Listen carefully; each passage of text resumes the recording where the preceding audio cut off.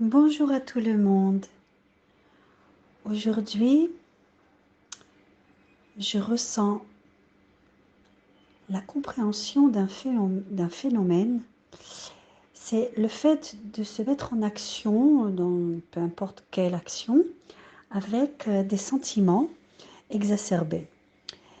Eh bien, quand on s'active de cette manière, avec ce genre de sentiments, que ce soit dans l'extrême joie ou dans l'extrême tristesse ou angoisse ou colère, eh bien, bien sûr, à l'intérieur de soi, tout en faisant l'action, l'action en question se fera lourdement. On aura l'impression qu'on est très fatigué au fur et à mesure du temps qui passe, et on aura aussi l'impression que le temps s'étire en longueur.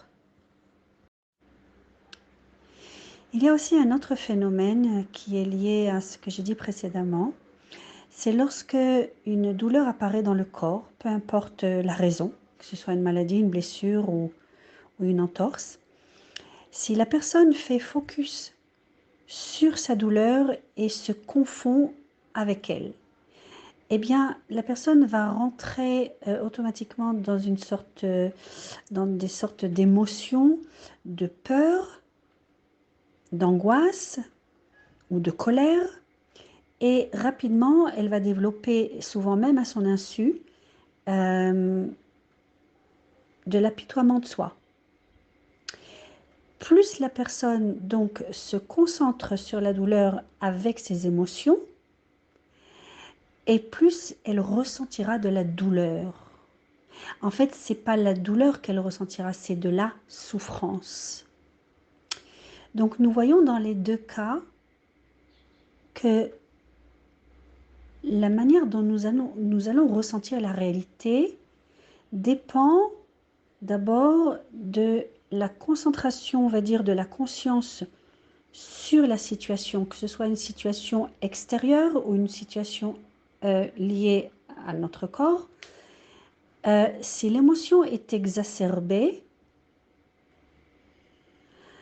la douleur ou l'activité se fera sentir plus douloureuse,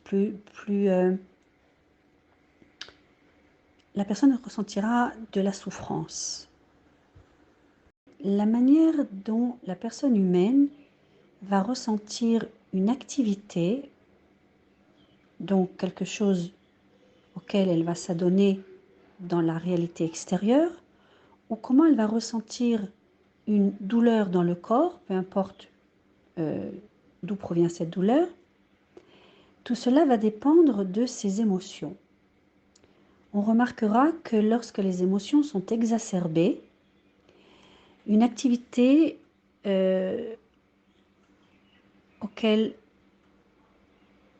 laquelle nous participons deviendra plus lourde à porter, plus ennuyeuse, plus difficile à réaliser, et on a aussi l'impression souvent que le temps se rallonge. Quand je parle d'émotions exacerbées, bien sûr, il s'agit tout d'abord d'émotions négatives telles que la colère, l'angoisse, la tristesse ou la déception, mais aussi ça peut être aussi une émotion exacerbée apparemment dite positive, mais pas si positive que ça, c'est-à-dire de l'exubérance par exemple, une joie exubérante liée à une certaine excitation. Finalement, même ce genre d'émotion va donner à la personne vraiment une fatigue intense pour une activité qui finalement n'était pas si fatigante que ça. Pour ce qui est de la douleur causée par une maladie, un accident, une entorse, peu importe, alors l'émotion aussi va jouer sur la capacité de supporter la douleur Cela dépendra de la conscience de la personne. Si la personne concentre son attention, donc sa conscience, sur la douleur, et je dirais presque qu'elle s'y fondra dedans, elle va en fait quelque part, sa conscience fera une symbiose avec la douleur. La douleur va être amplifiée et va devenir un ressenti de souffrance. C'est comme si la personne devenait la douleur. Donc la souffrance est là, extrêmement présente dans la conscience.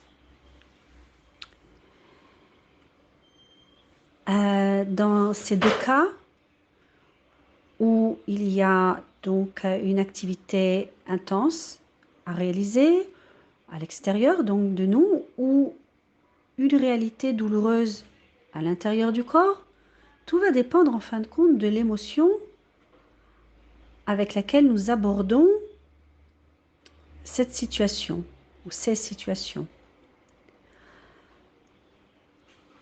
Voilà. Dans les deux cas, en fait, si la conscience se referme sur elle-même, c'est-à-dire que si elle fait corps avec la douleur, ou si elle s'absorbe dans une activité mais avec des émotions négatives, et que l'activité finalement devient une sorte de carcan de laquelle elle voudrait se sauver parce qu'elle est imprégnée de sentiments négatifs ou de sentiments exacerbés. C'est ce que j'ai expliqué au début. Dans les deux cas, la situation devient vraiment une souffrance. Quelle est finalement la solution, ou on va dire la leçon? Que tout dépend de notre conscience et la manière dont nous gérons nos émotions. Est-ce que tout dépend de notre décision, c'est-à-dire où mettre notre conscience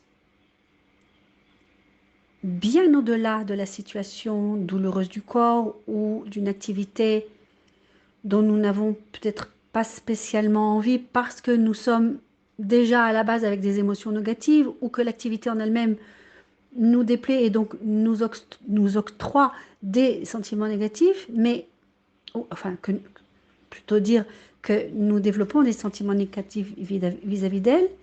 Finalement, lorsque nous faisons corps avec la réalité, qu'elle soit intérieure ou extérieure, nous devenons nous-mêmes la réalité que nous n'aimons pas. Et on a l'impression, la personne a l'impression d'être enveloppée ou emprisonnée, et que le temps se fait extrêmement long, la douleur se fait souffrance, l'activité se fait lourde. Donc, la solution,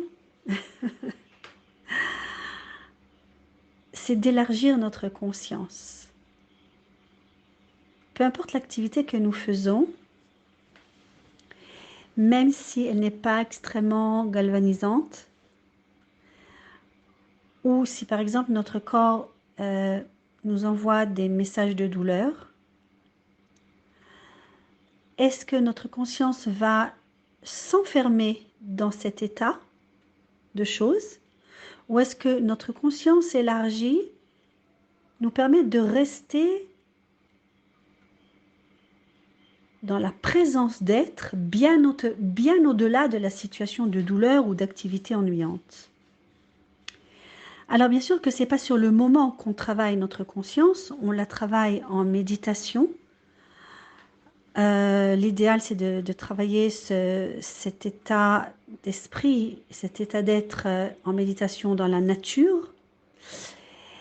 Évidemment que l'alimentation légère et saine, adaptée bien sûr à l'organisme de chaque personne, permettra aussi un moteur plus apte à élargir la conscience. Le fait de dormir d'une manière saine aussi, bien sûr, autant d'heures que la personne en a besoin, et dans un lit confortable, et savoir se détendre avant de s'endormir, etc. Tous ces éléments aideront la personne pour ne pas s'enfermer elle-même dans des, euh, je dirais s'enfermer dans un enfermement.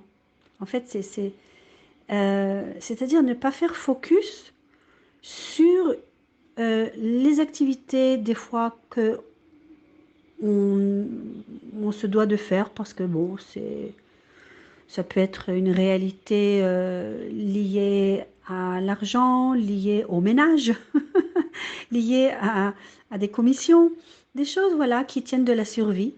Ne pas rentrer à l'intérieur, ne pas être à l'intérieur de ça. On les fait, mais bon, sans pour autant faire focus de tout notre être à l'intérieur de ces activités ou par exemple sur une douleur du corps. Nous sommes beaucoup plus grands que cela. Nous sommes beaucoup plus colorés, fluides, dynamiques qu'une activité ennuyante qui doit, qui doit être faite parce que bon, ça tient de la survie, ou une douleur qui accapare toute notre attention et et à laquelle il faut faire attention justement de ne pas s'y fondre. Voilà. En fait, ne pas accaparer notre attention sur juste un fait de tous les jours ou sur quelque chose de désagréable ou sur une douleur parce que notre être est beaucoup plus grand que ça. Donc ne pas s'enfermer dans ces choses-là, même si nous devons les faire, même si nous devons passer par elles. Parce que sinon, nous tombons dans ce qu'on appelle en hébreu la rachmanut atzmit, c'est-à-dire l'apitoiement de soi, l'enfermement de soi, de sa conscience. Et du coup, que ce soit la douleur ou l'activité en question va nous paraître immense et on va être submergé. Ce qui est extrêmement dommage parce que nous sommes beaucoup plus vastes. J'ai envie de dire beaucoup plus irradiants que cela. Et donc, en méditation, dans la nature, à travers notre prise de conscience, en gratitude aussi, quand nous mangeons, quand nous dormons, quand nous faisons même le ménage. Finalement, être dans la gratitude, dans l'émerveillement. J'ai oublié de dire aussi, bien sûr, de travailler notre respiration, notre fréquence cardiaque. Évidemment, la façon dont nous nous habillons avec des fibres naturelles, des couleurs, en fonction aussi de notre feeling au moment où nous choisissons nos habits. Bien sûr, être en contact avec les plantes, le jardinage, les animaux, le chant ou la musique pour les musiciens, la manière de choisir ses mots, le débit de son discours, la tonalité de sa voix, la manière d'aérer notre maison, de la rendre agréable et surtout, surtout d'être toujours dans notre conscience élargie que notre être est immense, lumineux, coloré et en s'attachant à chaque chose, pardon, c'était pas le mot, en se reliant à chaque chose que nous faisons, même si ce sont de grandes choses intéressantes, spirituelles ou qui nous intéressent personnellement, ou que ce soit de petites choses à faire qui tiennent de la routine, peu importe. Nous sommes liés à toutes les belles choses et nous faisons les choses d'une belle manière aussi, de manière à toujours avoir notre conscience élargie, comme un espèce de grand sourire ou d'un grand rire, comme des notes de musique qui se relient à d'autres notes de musique, par exemple les couleurs des fleurs que nous plantons, ou la saveur de la nourriture que nous sommes en train de préparer ou de déguster.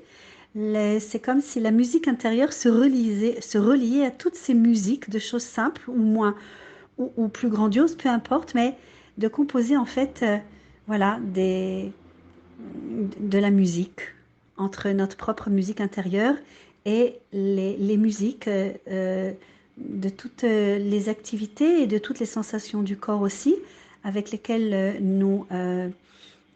nous nous activons, nous nous harmonisons et, et nous grandissons d'une manière toute simple finalement, parce que même pour les choses simples et même celles qui sont douloureuses ou ennuyantes, finalement, si elles sont là, eh bien, faisons-les rentrer,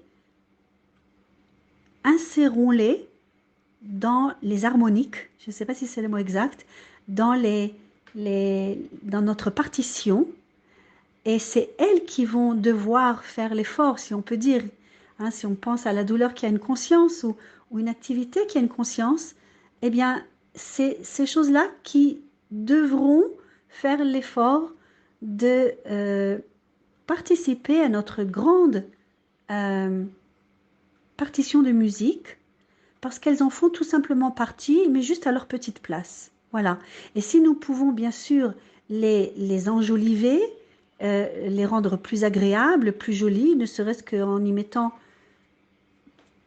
quelques petites touches de couleur ou d'humour, eh bien, elles se fondront, waouh, c'est difficile de dire le on deux fois en français, dans la grande partition de musique qu'est notre conscience élargie. Pour finir, je parlerai de la conscience encore plus élargie, qui elle-même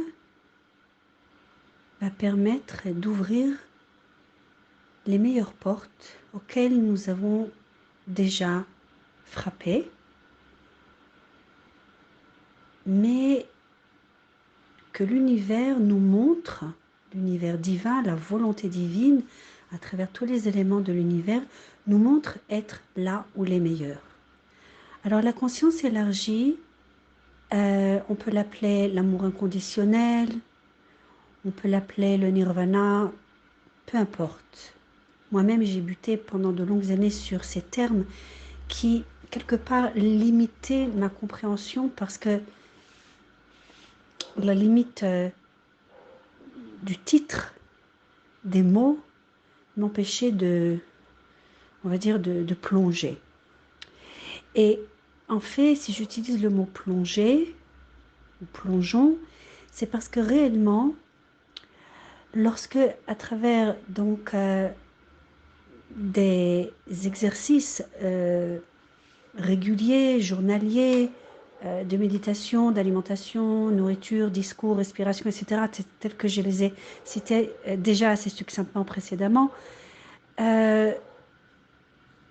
nous, nous ouvrons notre perception aux vraies choses de la vie.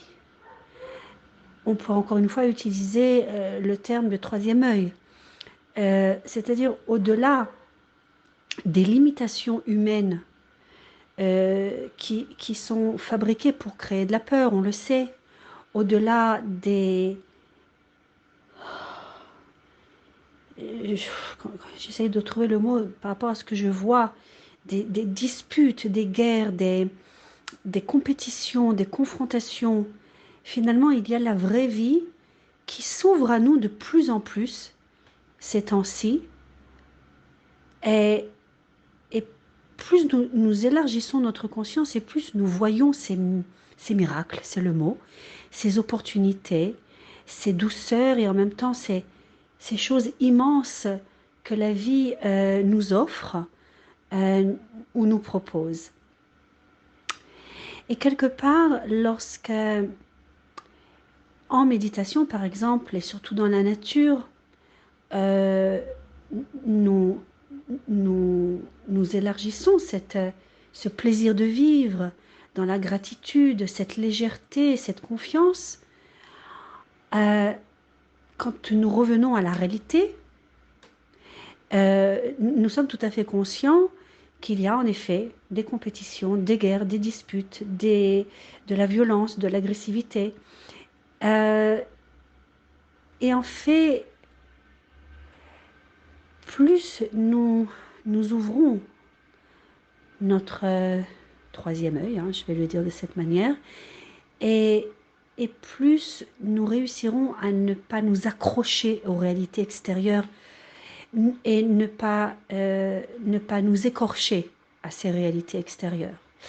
Et en fait, les miracles, la beauté de la vie, la vraie vie que nous percevons au moment de la méditation, en fait, elle reste en sourdine à l'intérieur de nous.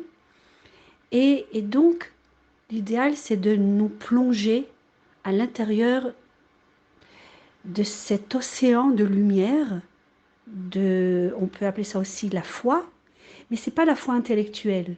C'est vraiment dans le ressenti, dans le vécu intérieur qui reste en nous après les méditations. Et surtout que nous maintenons en vie grâce à toutes les façons de vivre saines et dans l'harmonie, en légèreté, et en même temps dans le sérieux, de prendre la vie au sérieux, mais pas dans le sérieux du genre inquiétude et angoisse, pas du tout, dans le sérieux, c'est-à-dire de prendre la vie au sérieux parce qu'elle est belle à vivre. Ça vaut pas seulement la peine de la vivre, mais ça vaut le plaisir de la vivre. Et en fait, c'est cela, plonger dans la beauté de la vie qui reste en sourdine à l'intérieur de nous, qui bat avec notre cœur, avec la pulsation de notre sang, avec la vitalité et les vibrations de nos cellules, de nos atomes, de se plonger à l'intérieur, de rester à l'intérieur de cet espace, tout en étant tout à fait éveillé à la réalité extérieure, mais sans nous accrocher à cette réalité extérieure. Voilà, et donc elle ne nous écorchera pas. Tout en restant dans le bain lumineux qui rayonne à l'intérieur de nous et qui pulse dans notre conscience et dans nos cellules grâce à la régularité de nos méditations, de nos promenades dans la nature, mais aussi, je l'avais dit, l'alimentation, la nourriture, la façon de respirer, de parler, etc. Mais aussi à chaque instant, en enjolivant chaque chose que nous faisons. Premièrement, c'est-à-dire que on va faire une salade, et ben on va bien la faire.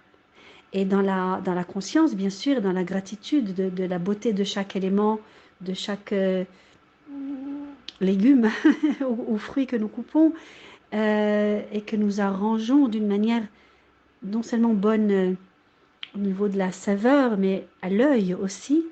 Et non seulement enjoliver les choses simples de la vie, mais aussi les dépasser, de faire des choses que nous ne sommes pas obligés de faire, comme du jardinage, même si on a un petit balcon, de changer la décoration de la pièce, de rajouter une petite touche à notre vestimentaire, ou de dire des phrases sympathiques dans le contexte du travail, même si on n'est pas obligé, faire un peu d'humour, sourire, voilà, rajouter ce qui n'est pas obligé aussi. C'est ça c'est la liberté de la conscience élargie qui n'est pas, qui loin de nous rendre un robot, justement nous libère de ces contraintes qui risquent d'être robotiques, mais finalement qui nous donne notre liberté. Et je disais qu'ils vont nous ouvrir aussi les portes d'autres opportunités, là, dans le monde qui n'est plus peuplé de robots. Et nous sommes exactement à cette époque à l'époque de la fin de cette ère, où pour ceux qui le vivent déjà de cette manière, hein, au-delà des contraintes, transformer les contraintes en quelque chose de léger, justement parce qu'on y met du beau, du joli, de la légèreté, de l'humour, et ne pas s'ancrer, ne pas se morfondre, ne pas fusionner avec la réalité douloureuse ou la réalité ennuyante, comme je le disais au début, mais déjà de s'habituer à vivre de cette manière, et aussi faire très attention, je rajouterai une petite pointe, une petite indication dont je n'ai pas parlé jusqu'à présent, mais faire attention aussi d'être léger dans son programme. D'un côté, avoir un programme, une certaine discipline, on va dire, journalière, hebdomadaire, mensuelle, mais aussi ne pas trop en rajouter. C'est-à-dire d'un côté ne pas sombrer dans la paresse, mais d'un autre côté aussi ne pas se disperser à vouloir en faire trop. Voilà, rester dans l'harmonie, dans la légèreté, dans l'équilibre. Et ça, c'est extrêmement important, tout en restant, comme je le disais, dans cet océan de lumière intérieure qui va irradier de l'extérieur finalement. Hein. C'est pour pouvoir enjoliver la vie et la rendre plus sympathique et dans l'humour, dans la légèreté, c'est parce que nous, justement, nous baignons dans notre océan de lumière intérieure et nous l'irradions à l'extérieur.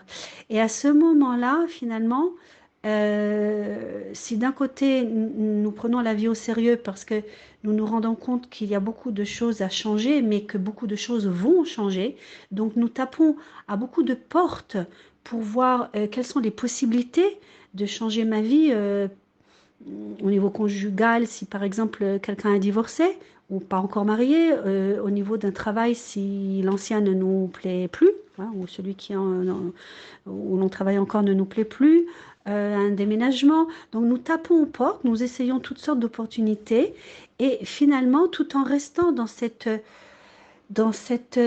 océan de lumière qui irradie à l'extérieur, voilà, élargir notre conscience, eh bien, l'univers, dans la volonté divine d'amour de vie, va nous montrer les meilleures portes. Et cela se fait aujourd'hui.